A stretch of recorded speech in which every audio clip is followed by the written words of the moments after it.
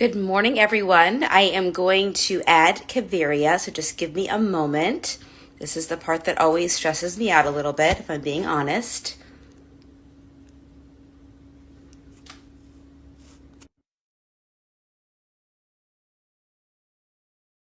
Person I may not have.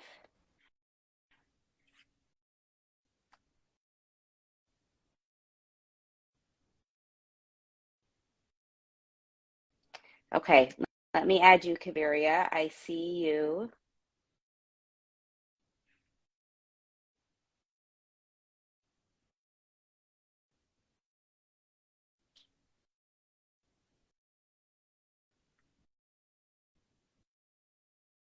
Let's see how it works now.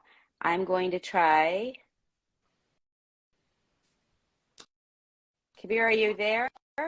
I am, yes. Do Can you you hear want me? me to switch to you to your other Instagram? Because I'm realizing you have two different ones. No, this one is fine. Okay, good. Well, good morning. Good morning. This is the part that really makes me nervous about doing this is just getting everybody on the Instagram and getting started with the conversation. I feel like once we start talking, it's just like we're at a coffee shop like we normally would be, but the joining part is makes me very nervous. So happy New Year. Thank you for joining Happy us. New Year to you also. Thank you. Thank you. Yes. So I am going to introduce Kaveria here in just a minute.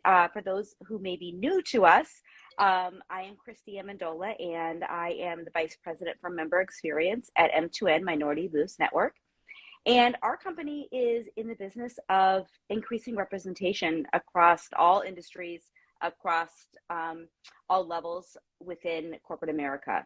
And we do that by having a different conversation about what it means to be a part of the workforce and what does a diverse workforce mean and how do we get there. And one of the things that has really become very apparent, both from the work that we do and also within the literature, anytime you're scrolling LinkedIn, Instagram, any of those social media feeds, is the connection between wellness at work and wellness in your life. And so, although Kaveria will tell you about her background and she has so many things to offer, one of the things that we've really connected on is around that topic. And especially as we're kicking off 2023 and setting our intentions for the year, talking about how wellness connects to our work and our lives is really important. So we're going to explore that a little bit. Kaveria, before we get into that, please share with our audience a little bit about yourself and the things that you're interested in and pursuing right now.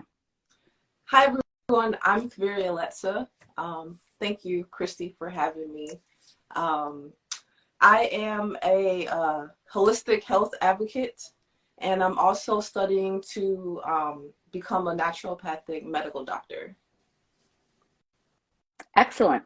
Tell me about that journey. What sparked your interest? What is the sort of the path that you've taken to get you to this point? Well, I majored in biology in my undergrad, where I focused on human nutrition and exercise science courses.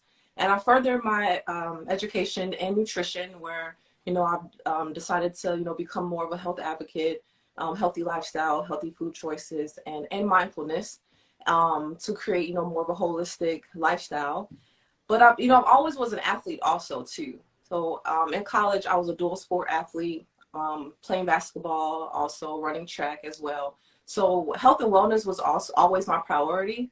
It really wasn't until my sophomore year in college where I took Asian philosophy and nutrition in the same semester, where I learned both we are what we eat, and also practicing mindfulness is one of the key fundamentals to living a more holistic, healthy lifestyle that also encourages physical and mental health. Absolutely. Fantastic. So tell me a little bit about, we're starting 2023, and I know that it's not just about what we do in January, right? We don't want to be the performative, let's go to the gym for 3 weeks in January and then we're done. But tell me about how you approach a new year, right? So you have this training, you have this background, you turn the calendar.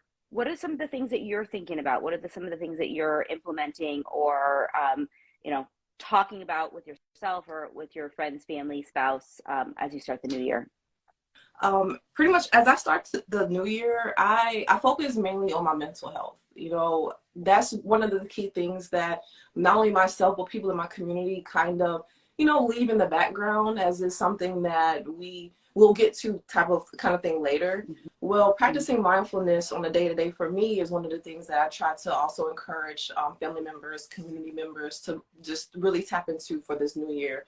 Spending 10 to 15 minutes a day in a quiet space, just really recognizing like where you are, practicing self-awareness, practicing breathing. And now today we have technology. We wear Apple Watches that encourages us to take a moment or to breathe and, really try to utilize the resources that we have today and to take note, really to take note in encouraging just to take a moment and to stop and relax, because little do we know, meditation and practicing mindfulness offers really great benefits, such as improving our memory function, decreasing anxiety and depression, and increasing self-awareness. For sure. Sure, absolutely. So, Kaveria, you're telling me that if I ignore that breathe now thing on my Apple Watch, that I'm not practicing very much mindfulness. It always happens at the most inconvenient times for me, right? Like it'll probably happen now while we're on this call, right? Because my heart rate is fast because I'm nervous, and I'll just ignore it, which is not the strategy that we're encouraging for our listeners. Tell me a little about how you got started. Like, somebody's brand new to practicing mindfulness. Where would you suggest someone get started? How would you take that first step down that path? I've actually started practicing with yoga. For me, practicing something that's new, it helps me to be in a space of other individuals in that same environment, and having someone guide me through that transition. So practicing yoga, I personally like yoga by degrees. If you're in Illinois, which is hot yoga. And just and you really necessarily don't have to do the movement. You're just in a quiet space. You're detoxing your mind, you're detoxing your body, and you're either putting your body into poses and into different you're putting your body into poses that expands your breathing patterns. It decompresses your mind and it totally relaxes you.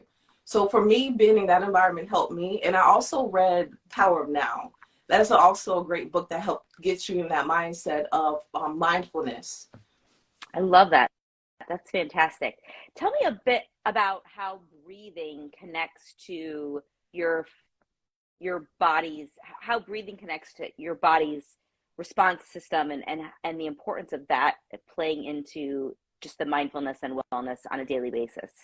It makes us aware. It maintains our consciousness. It keeps us present. Being present, we not only react to, we don't react as fast. We have a moment to take a pause, to take a breath, and not act on our emotions, but act on our consciousness versus our subconsciousness. I really feel that that's very important nowadays with today's climate as well, to really sit back, take a moment, and understand that you're here, you're present, and you're not, one, either in harm's way, or two, nobody's harming you. Right. It's really a symbol to your body that, or a sign to your body that you are not in harm's way, even though you may feel uncomfortable, that you are actually in a safe place. You're in a safe, which I think is space. Valuable. And also it helps with anxiety. A lot of times we look to think about what we have to do in the future. We're in this moment right now, and we're probably thinking, I have laundry to do. I have to pick my kids up from daycare. I have to make groceries. I have to go to the gym.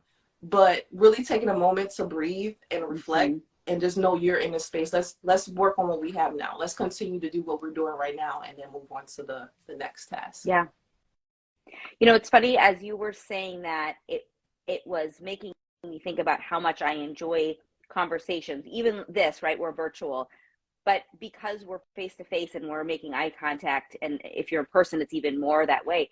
You don't have the opportunity to think about any moment than right then. And I think maybe that's why those interactions are so gratifying and so important for us as humans. Is it's that moment that you can just really sit and be present. Whereas so much of our life is spent thinking about the future, worrying about the future. And when you're engaged in conversation, it's difficult to do that. You really have to focus and be present. Yes. Yeah, that's great. So one thing you and I talked about in the past, and I'd really like to talk about it today, is I know you're really passionate about access and opportunity to health and wellness in the Black community specifically. Talk to me about, how that interest evolved for you and some of the work and thoughts that you have around that. Okay. So I grew up in the South. And in the South, we love our fried foods. We love our ribs are fried, our seafood is fried, we have fried chicken. And one of the things that I feel we should take note of or focus on when we're starting this journey is our nutrition. 80% of our daily food intake should be healthy food, healthier food options, and not saying necessarily that we need to not eat fried chicken or not eat certain things, but it's more so modifying, creating different foods that we love to enjoy, but more healthily. Meaning, instead of white flour, let's use almond flour. Instead of buttercream or buttermilk, let's use coconut milk. It still kind of serves the same purpose, but it's more on the healthier side, and provides us more of a nutritional background behind it. Also, when it comes to substituting sugar, I will recommend more dragon fruit options, more cane sugar options, or brown sugar, because substituting sugar like Splenda doesn't really digest well in our bodies. And also incorporating dark leafy greens or dark berries, because in my community we're more susceptible to certain cancers, such as colon cancer. So those foods, dark leafy greens or dark berries, are high in rich in antioxidants, which can reduce the impact of potentially getting any type of cancer or other illnesses. Yeah, for sure. I love that some of your suggestions around food substitutions. I mean, for our viewers, tell us 2 or 3 of your favorite meals, combinations, your sort of go-to that that you're going to enjoy. It's relatively easy to prepare and to source the food, right? And we also have to acknowledge that there's some communities that have access to more variety than others. So tell us a couple that people might be able to implement and incorporate into their days. I'd say I start with the sugar. I really truly will start with the sugar. I will eliminate the white sugar. And we could find brown sugar in local grocery stores too, and in some urban communities that may not have them as well. I'd also try to implement. I personally like burgers. Lately, I've been eating a lot of burgers.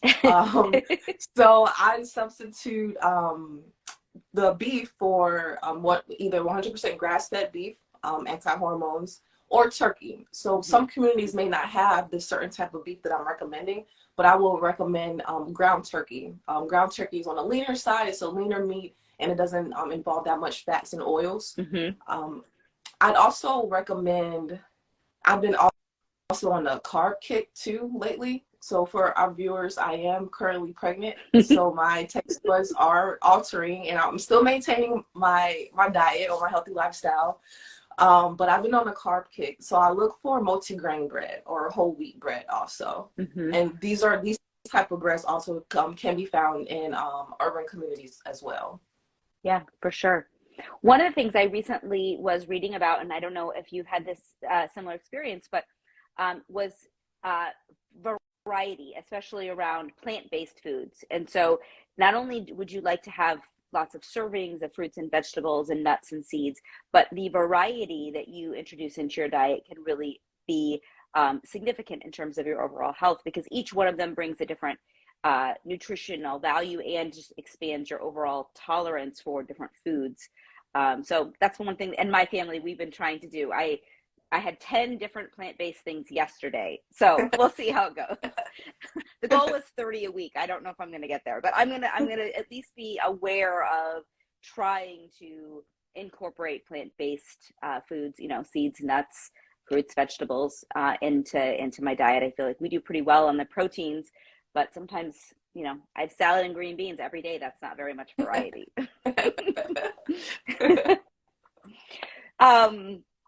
So the other thing that I wanted to talk a little bit about with is how your physical and mental health impacts your ability to, I guess, I don't even want to say perform, but engage at work. Like, talk to me about those connections and why, for an organization like M2N, which is focused on workplace diversity, why is this important? Like, why are these conversations ones that we're prioritizing, and how do we have those conversations? Okay. So we sort of experienced this during COVID. During COVID, many people quit their jobs, right? They realized they were unhappy. They realized they were undervalued. They were unappreciated. They realized also that they just really didn't belong in that environment. And ultimately, having that feeling, during COVID, our unemployment numbers were pretty high, and not because people lost their job, but because they quit their job.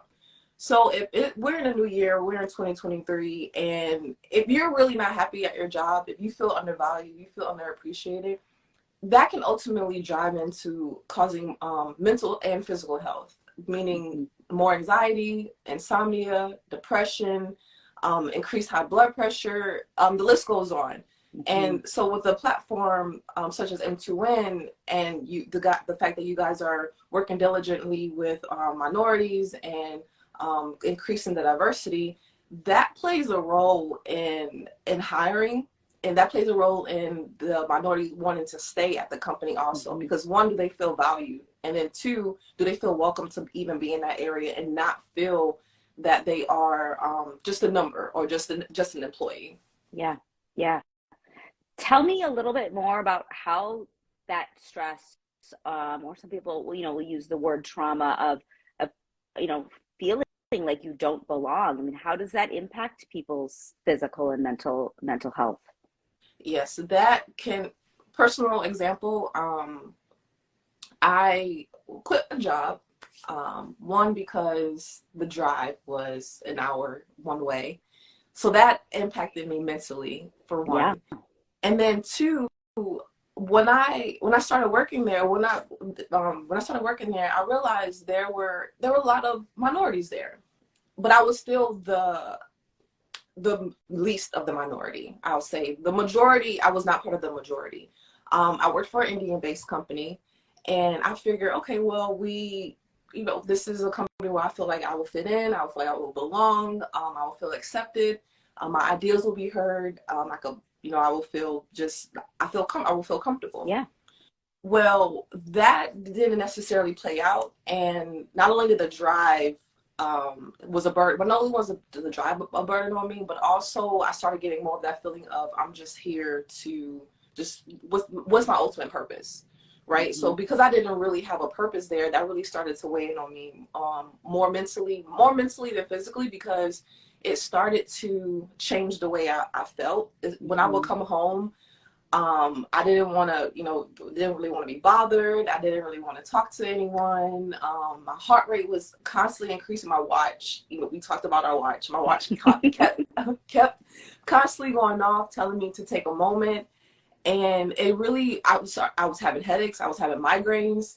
And I was feeling depressed. Like, I was feeling, why am I even wasting my time going to this job? Like, that was the ultimate feeling I had. And it really came down to, I really had to sit down with myself, meditate, reflect what it is that I truly wanted, not only out of myself, but out of my career. And I took the plunge, and I spoke with counselors. Mental health is huge. So I sought guidance from a counselor, and ultimately came down to, I just quit. And it was probably one of the best feelings I've had. It was so much relief. But I'll tell you, after I quit, I still felt trauma. Had like some sort of PTSD symptoms. Like, I would get into my car and my map would let me know how long it would take me to go to work. And I instantly felt anxious. Like, I instantly felt like, oh my gosh, I'm not going to that job. Like, what's going on with me? And I still had remnants of the headaches, the migraines, because so much turmoil of me just going to that company just really, it didn't really fit well with me.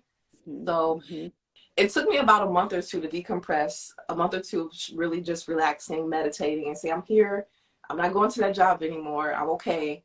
And then I You know, I felt fine Yeah. afterwards, but it really took me to have to quit. Right.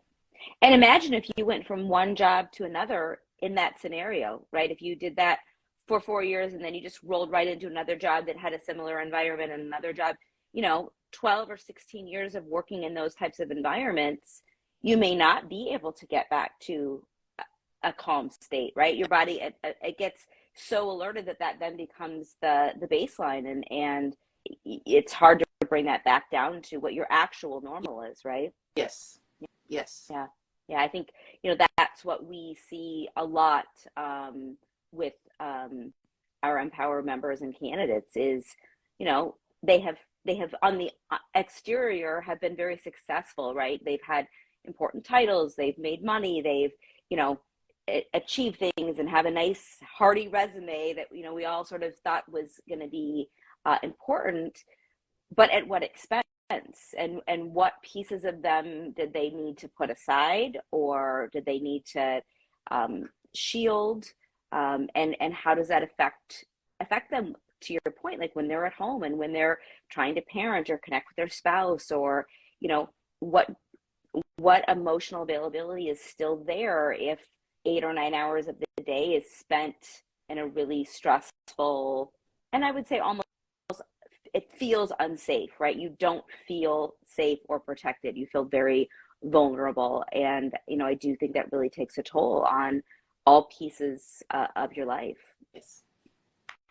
For sure. It does. Especially like you mentioned, having to go from one to another, one job to another job, especially if it's the same situation too. It's like, okay, what's your breaking point? At what Right. point are you really going to sit back? And granted, having support helps too. Having the support to, really be behind you and say, okay, I'm here with you. What is that you want to do? Hence, in my situation, I decided I'm going to go back to school. That's one thing that I really strongly believe in, and I would like to encourage and help others as well. Yeah. So that was going to be my question. So, how did you then find the path to the next thing, right? You knew that was not where you belonged, and that was not helping you become the person you want to be and live the life you wanted to be. How did you navigate that next step? How did you sort through those feelings and not find yourself in another similar situation? Many counseling sessions. I'll start with. So I worked in the industry. I worked in med devices and pharmaceutical industry for about 10 years now. And reflecting back, after I quit my last job, reflecting back, and I realized like it's the same revolving door. Like when is enough going to be enough? And then I wrote down, what is it I like? What is it that I enjoy? And what do I see myself going forward? I was a basketball coach. I was a personal trainer, nutritionist, and I loved those things. Absolutely loved it. I loved being around the kids, around the parents, speaking health, speaking holistic values. I'm the personal trainer of my family. They all come to me, and I just realized, okay, what does that make me happy? So that I looked at that list, and honestly, I think I told you this before, I didn't realize there was a such thing as a naturopathic medical doctor. I had no idea. So I started Googling. I'm like, okay, what is it I can do with these things that I enjoy? And that popped up. And I started doing more research on that, speaking to my husband about it, and looking at different interviews and different journeys that other folks have taken. And I realized this is my path. And at that moment, that's when my heart started fluttering, smiles started coming. I felt like I was glowing. I'm like, oh my God, I think I found it. I really think this is it. And from there, everything aligned. Because before I applied to go to school, I was looking for different jobs. I was trying to figure out, do I want to run something with the nonprofit? Get into more DE&I focus. Can I help people that way? And I really didn't have that same feeling that I had when I was applying to school and looking up and researching that aspect. And so I just went with it. And I am going to enjoy this journey for sure. Yes, you are. Yes, you are. I'm so excited to watch you go through it. You said two things that I really found valuable. One is that you looked at the things that you liked doing and the skills that you had. And, we talk a lot about that with our candidates. It may not be, right? You went from pharmaceutical sales and then you wanted to, and all the things you've done before, and then transition into something else. It wasn't a linear path, right? You had to find language to articulate, these are the things I'm good at. These are the things that could translate into something else.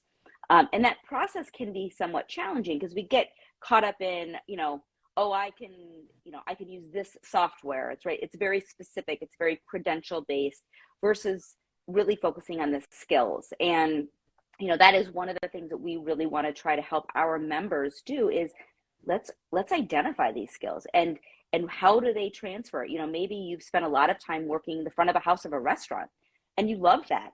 So maybe your career is about customer service and leading that whole forward facing part of the company of how do we best position ourselves with our customers and support their needs and listen to what they need. There's so many ways that we can transfer those skills. And I think often, and I'm guilty of this myself, I get caught up in, well, it's not exactly the same.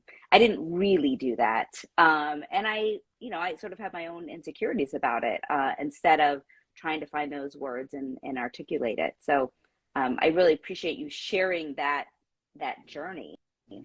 And then the other thing that I just want to touch on before we wrap up, because I do think it's really important. You've spoken a number of times about going to counseling. And I know so often, counseling and therapy, has a bit of a stigma with it. It certainly has a stigma within the Black community and other diverse communities. How did you get to a point where you were comfortable now sharing it on Instagram to anyone who wants to listen? What was that journey like for you? How did that all evolve? That also took support. Mm-hmm. I found myself having a really good support system. And there are times where I thought, well, I don't want to keep weighing my problems or, weighing my issues on my sister or my mom. And it really wasn't until I met my husband where we went together. There were some things that I wanted to talk about. And he didn't listen. He just walked me. He guided me through it because he mentioned to me that he went to counseling. And I'm like, a male going to counseling? There's another stigma. It was another stigma for me. Right. That's exactly right. And I'm thinking, if you can go to counseling, you look like a cop, a detective, you have this, you're in the military, you were infantry, and you're going to counseling? All right. I could relax my standards and my stereotype, my own biases, and give it a try. So my first counselor was he was a Catholic priest. So that kind of helped in a way that I wasn't seeing a therapist, but I was seeing someone that has a religious background. Mm-hmm. So that's kind of how it started with me.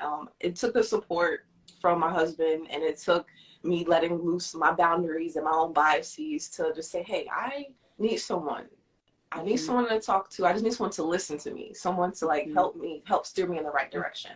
And starting with the religious person really helped me a lot because I didn't have that take on, oh, he's just in my business or he's just making money. Those are another stigmas that I had also. Right. It's like, I'm just another number. So starting with him really, really definitely helped me out. Yeah. And over, that process, have you found other counselors and, have you identified sort of what you need, because there's many, right? And now they're not all a good fit for everybody. How have you thought through that process for yourself over the years? Yes. Great question, Kristi. I have used other counselors in the past also.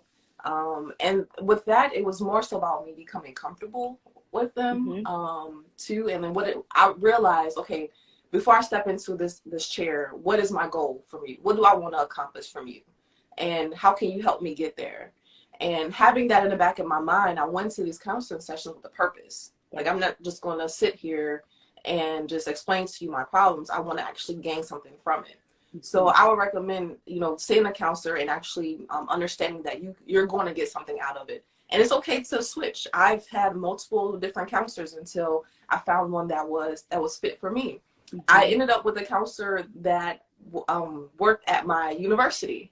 Oh. So that made me feel a lot more comfortable because not only did she understand where I was coming from, because I went to a white Catholic university, so she understood where I was coming from in that aspect, and she understood how to, I guess, put it into a situation where I would feel included, because that was one of the issues that I had with one living in Illinois, was that feeling of involvement and feeling included. And she kind of understood where I was coming from with our background, and was able to help motivate me and encourage me in ways further. Yeah. And look at you now. I mean, it's just remarkable. And as I said just a few minutes ago, I'm so excited to watch you on this journey as you explore these topics that are so interesting to you, integral to your background.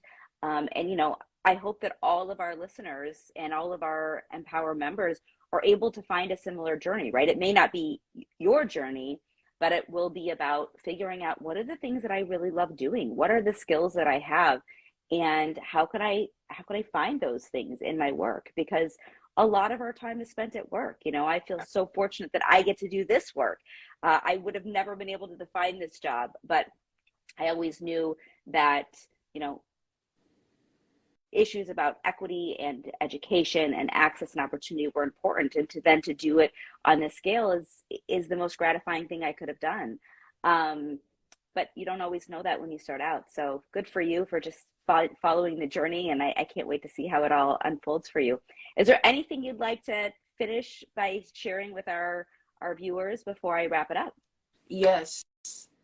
Nutrition and exercise is the key to preventative treatment.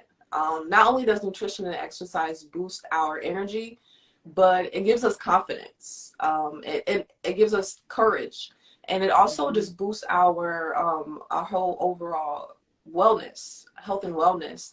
And it keeps our numbers low. You know, we all like to go to the doctor and leave knowing that, you know, we have low numbers, we're healthy. And also, when you schedule a rest, it's okay to rest. It's okay to take some downtime, sit on your couch, read a book, or just sit there in peace. Yeah.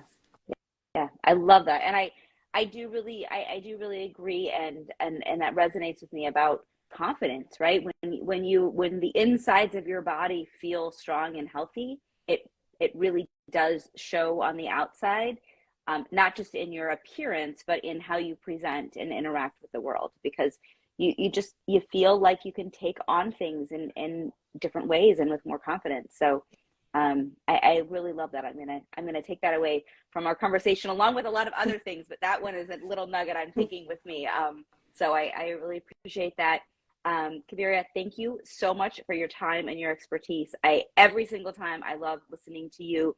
I cannot wait for us to open up the Empower app.